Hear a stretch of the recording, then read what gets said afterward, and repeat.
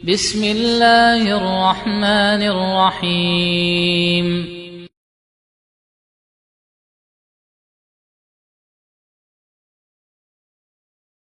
Metodenya seluruh ulama ahli sunnati wal jamaah.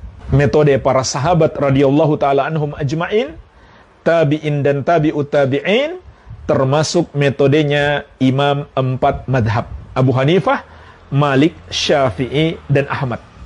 Apa metode mereka? Berpegang teguh dengan dalil, yaitu dalil Al-Quran dan sunnah Rasulullah sallallahu alaihi wa ala alihi wasallam. Kenapa jemaah sekalian? Karena inilah yang diperintahkan kepada kita. Di antaranya di surat Al-A'raf ayat ketiga Allah mengatakan, ittabi'u ma unzila ilaikum min rabbikum. Ikutilah apa yang diturunkan kepada kalian dari Rob kalian. Apa yang diturunkan kepada kita dari Rob kita? Al-Quran dan sunnah Nabi SAW. Sebagaimana sabda beliau, ala inni utitul Quran wa mithlahu ma'ahu. Ketahuilah, telah diberikan kepadaku Al-Quran dan yang semisalnya bersamanya, yaitu as-sunnah. Dan Nabi SAW memberi peringatan keras, taraktu fikum amrayni ma in tamassaktum bihima lan tadillu abadan, kitab Allah wa sunnat rasulih. Aku tinggalkan untuk kalian dua perkara, dua warisan Rasulullah SAW. Kalau kalian berpegang teguh dengannya, kalian tidak akan tersesat selama-lamanya. Hadis ini mengandung peringatan keras. Kalau kita meninggalkannya, kita berpaling kepada selainnya, maka kita akan tersesat. Na'udzubillah. Apa itu? Kitab Allah wa sunnat rasulih. Kitab Allah Al-Quran dan sunnah Rasulnya, hadis-hadis beliau sallallahu alaihi wa ala alihi wasallam. Dan juga secara khusus beliau telah mengingatkan kita, sallu kama ra'aitumuni usolli. Salatlah kalian sebagaimana kalian melihat aku salat. Jadi jemaah sekalian, ini yang diperintahkan kepada kita, mengikuti dalil. Kita tidak diwajibkan mengikuti madhab. Yang diwajibkan kepada kita adalah mengikuti dalil. Bukan berarti bermadhab itu terlarang. Boleh, bahkan sangat bagus kita belajar fikih madhab. Tapi ingat, imam-imam madhab itu sendiri memerintahkan kita untuk berpegang teguh dengan dalil. Artinya apa?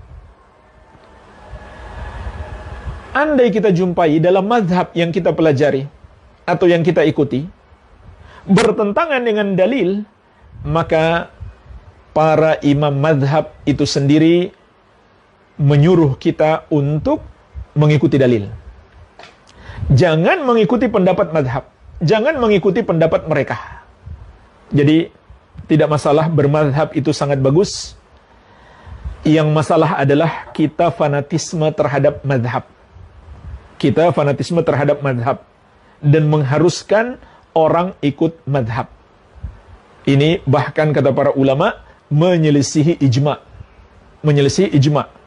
Ijma' adalah mengikuti dalil, mengikuti Rasulullah SAW dan ijma' para sahabat radhiyallahu ta'ala anhum ajma'in. Mengikuti Al-Quran dan sunnah Nabi SAW serta ijma' para sahabat radhiyallahu ta'ala anhum ajma'in. Ini yang disepakati para ulama. Kalau kita mewajibkan untuk mengikuti selain itu, berarti kita menyelisihi ijma'. Iya. Oleh karena itu jemaah sekalian, di sini sangat bagus sekali Syekh menyebutkan pesan 4 imam madhab. Pesan 4 imam madhab. Kita bahas secara singkat insyaAllah apa yang beliau sebutkan dari pesan imam madhab. Ada banyak riwayat, saya akan pilihkan beberapa pesan imam-imam mazhab itu sendiri. Yang pertama, Al-Imam Abu Hanifah An-Nu'man bin Thabit rahimahullah. Imamnya mazhab Hanafi, mazhab yang pertama dari 4 mazhab. Maka di antara pesan beliau rahimahullahu ta'ala, idza qultu qawlan yukhalifu kitab Allah ta'ala wa khabara Rasul sallallahu alaihi wasallam fatruku qawli. Kalau aku mengatakan satu pendapat yang menyelisihi kitab Allah dan sunnah Rasulullah sallallahu alaihi wasallam, maka tinggalkanlah pendapatku. Tinggalkanlah pendapatku. Ini pesan Abu Hanifah kepada murid-murid beliau, kepada pengikut mazhab beliau.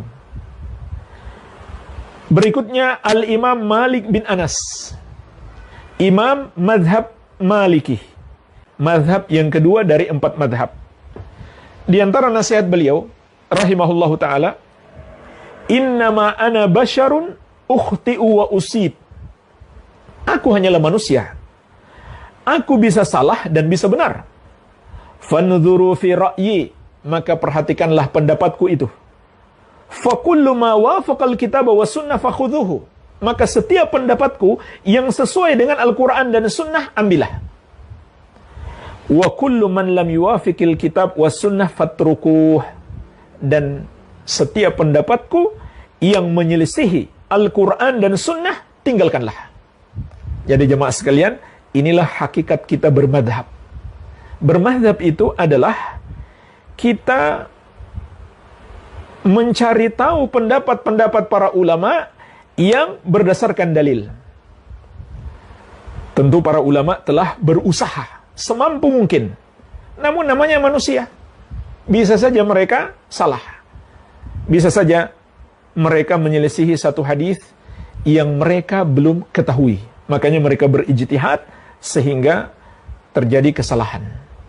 Maka ketika kita dapati kesalahan para ulama tersebut, kita tidak boleh mengikutinya. Ini pesan ulama itu sendiri. Bukan berarti pula kita menjatuhkan ulama, tidak. Ini juga kesalahan besar. Kalau kita dapati ada pendapat para ulama ahli sunnati wal jamaah yang keliru, lalu kita jatuhkan kehormatannya. Ini bukan sikap seorang ahli sunnah. Tapi ahli sunnah memberi udzur. Kita katakan mungkin hadisnya belum sampai kepada beliau sehingga beliau berpendapat yang menyelisihi hadis tersebut. Andai hadis itu beliau ketahui, tidak mungkin beliau menyelisihinya. Nah, berikut ada sebuah kisah dari Ibnu Wahab rahimahullahu ta'ala, salah seorang murid Imam Malik. Beliau mengatakan, Sami'tu Malikan su'ila an takhlili asabi'ir rijlain fil wudu. Aku pernah mendengarkan ketika Imam Malik ditanya tentang menyela-nyelai jari kaki ketika berwudu. Faqal laisa dzalika 'alan nas. Maka Imam Malik menjawab, itu tidak dianjurkan bagi manusia. Artinya nggak ada dalilnya, nggak perlu diamalkan. Qala, kata beliau, fataraktuhu hatta khaffan nas. Maka aku biarkan beliau sampai orang-orang sudah pergi semuanya, tinggal aku berdua dengan beliau. Maka aku datangi beliau untuk mengingatkan beliau. Subhanallah, ini jemaah sekalian, adab seorang murid. Faqultu lahu, maka aku katakan kepada beliau, indana fi dzalika sunnah. Wahai imam, kami memiliki hadis tentang menyela-nyelai jari ketika berwudu. Faqala wa ma hiya? Imam Malik dengan antusias bertanya, apa hadis itu? Tolong sampaikan kepadaku. Qultu, maka aku jawab, haddatsana Al-Laits bin Sa'ad wa ibn Lahi'a wa Amr bin Al-Harith an Yazid bin Amr Al-Mu'afiri an Abi Abdurrahman Al-Hubli anil Mustawrid ibn Shaddad Al-Qurashi radhiyallahu anhu. Kemudian beliau menyebutkan sanad hadis sampai kepada sahabat yang mulia Al-Mustawrid bin Shaddad Al-Qurashi radhiyallahu anhu. Qala, beliau mengatakan, ra'aitu Rasulullah sallallahu alaihi wasallam yadluku bi khinsirihi ma baina asabi rijlaihi. Aku melihat Rasulullah sallallahu alaihi wasallam menggosok sela-sela jari kaki beliau dengan jari kelingking beliau. Faqal, maka Imam Malik menjawab, inna hadzal hadits hasan. Sesungguhnya hadis ini hasan, baik, sanadnya baik. Wa ma sami'tu bihi qattu illa sa'ah, dan aku belum pernah mendengarkan hadis ini kecuali saat ini dari engkau. Thumma sami'tuhu ba'da dzalika yus'al faya'muru bi takhlilil asabi. Kemudian kata Ibnu Wahab, berikutnya ada orang lain bertanya kepada Imam Malik tentang persoalan yang sama, tentang hukum menyela-nyelai jari ketika berwudu, maka beliau memerintahkan untuk menyela-nyelai jari karena telah sampai hadis itu kepada beliau. Perhatikan jemaah sekalian, ini manhaj para ulama 4 madhab. Ketika mereka berijtihad karena belum tahu dalilnya, lalu mereka menyadari ternyata pendapat mereka salah. Setelah mengetahui hadis, ternyata pendapat mereka tersebut menyelisihi hadis, maka mereka tinggalkan pendapat mereka, mengikuti hadis tersebut, walaupun yang menyampaikan hadis itu adalah muridnya sendiri. Iya. Ini Imam Malik. Berikutnya Imam Asy-Syafi'i rahimahullah. Di antara ucapan Imam Syafi'i, beliau mengatakan, Ajma'al muslimuna ala anna man istabana lahu sunnatun an Rasulillahi sallallahu alaihi wasallam lam yahilla lahu an yada'aha liqauli ahadin. Kaum muslimin telah sepakat bahwasannya barang siapa telah jelas baginya satu sunnah atau hadis Rasulullah sallallahu alaihi wasallam, tidak halal baginya untuk meninggalkan hadis tersebut karena mengikuti pendapat seseorang. Tidak halal baginya untuk meninggalkan hadis tersebut demi mengikuti pendapat seseorang. Jadi ini sepakat ulama, kata Imam Syafi'i rahimahullah. Pendapat siapapun kalau menyelisih hadis, kata beliau, harus ditinggalkan. Baik. Beliau juga mengatakan, "Idza wajadtum fi kitabi khilafa sunnati Rasulillah sallallahu alaihi wasallam, faqulu bi sunnati Rasulillah sallallahu alaihi wasallam wa da'u ma qultu." Kalau kalian temukan dalam buku yang aku tulis menyelisihi sunnah Rasulullah sallallahu alaihi wasallam, maka ikutilah sunnah itu dan tinggalkan apa yang aku katakan. Dalam riwayat yang lain beliau mengatakan, fattabi'uha wa la taltafitu ila qawli ahadin. Maka ikuti sunnah itu dan jangan kalian menoleh kepada pendapat siapapun. Menoleh pun nggak boleh. Artinya nggak boleh sedikit pun pendapat manusia kita pegang lalu kita tinggalkan petunjuk Nabi sallallahu alaihi wa ala alihi wasallam. Berikutnya Imam Ahmad rahimahullahu taala, beliau berkata, Ra'yul Auza'i wa ra'yu Malik wa ra'yu Abi Hanifah kulluhu ra'yun wa huwa indi sawa. Pendapat Auza'i, pendapat Malik, pendapat Abu Hanifah, semuanya adalah pendapat. Wa innamal hujjah fil athar. Hujjah itu hanyalah pada athar. Athar maksudnya dalil. Al-Quran dan sunnah Rasulullah sallallahu alaihi wa ala alihi wasallam.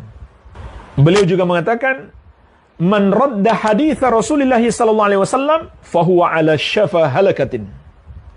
Barang siapa menolak hadis Rasulullah sallallahu alaihi wasallam, maka dia berada di tepi kebinasaan.